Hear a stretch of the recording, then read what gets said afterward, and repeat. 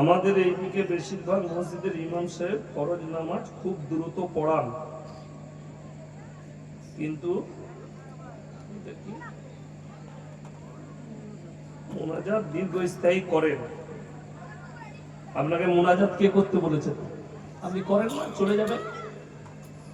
নামাজ শুনলেন, ফরজ নামাজ ইমাম সাহেবরা, শুধু আপনি যদি মনে করেন আমার জন্য 1 ঘন্টা ফরজ নামাজ পড়াতে হবে, ভুল।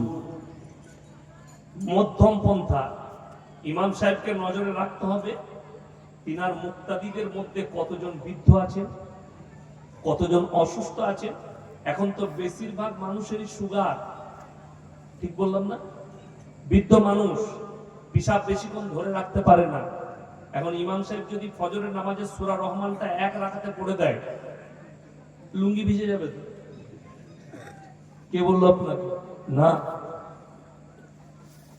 দোয়াও ছোট হতে হবে আর আপনার নামাজটাও ছোট হতে হবে। একা যদি নামাজ পড়েন, আপনি অর্ধেক কোরআন শরীফ পড়েন না, আপনি বুঝে নেবেন।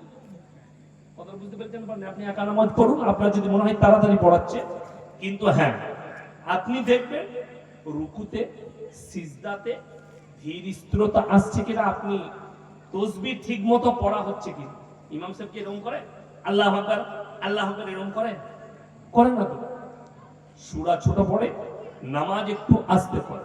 আমি অনেক জায়গায় জুম্মার নামাজ পড়াই, একবারই ছোট সূরাই পড়াই। কেন পড়াই? যে এতক্ষণ মানুষগুলো ঢুকে আছে 1 ঘন্টা মসজিদে জুম্মার দিনে, তো আমি যদি লম্বা সূরা পড়ি, কারোর পিশাব বেরিয়ে যাবে, কারোর ব্যবসা আছে, দোকান আছে। কোরআনে আছে ফাইদা কুদিয়াতিস সালাতু ফান্তাশিরু ফিল আরদি ওয়াবতাগু মিন ফাদলিল্লাহ। নামাজ যখনই শেষ হবে, হালাল রুজির সন্ধানে বেরিয়ে পড়ো। একা নামাজ পড়লে আপনি যা পারবেন করুন। একা নামাজ পড়ছে, খুব লম্বা সূরা ধরে পড়ুন, কিন্তু যখন ইমাম সাহেব নামাজ পড়াবে, ইমাম সাহেবকে মধ্যস্থতা রাখতে হবে, মুক্তাদির খেয়াল রাখতে হবে। সামনে আমার আশেপাশে মুক্তাদি কেমন আছে, তাদের যদি পিশাবের জলদি থাকে, যাই হোক, আমি আপনাদিকে যেটা বলছিলাম,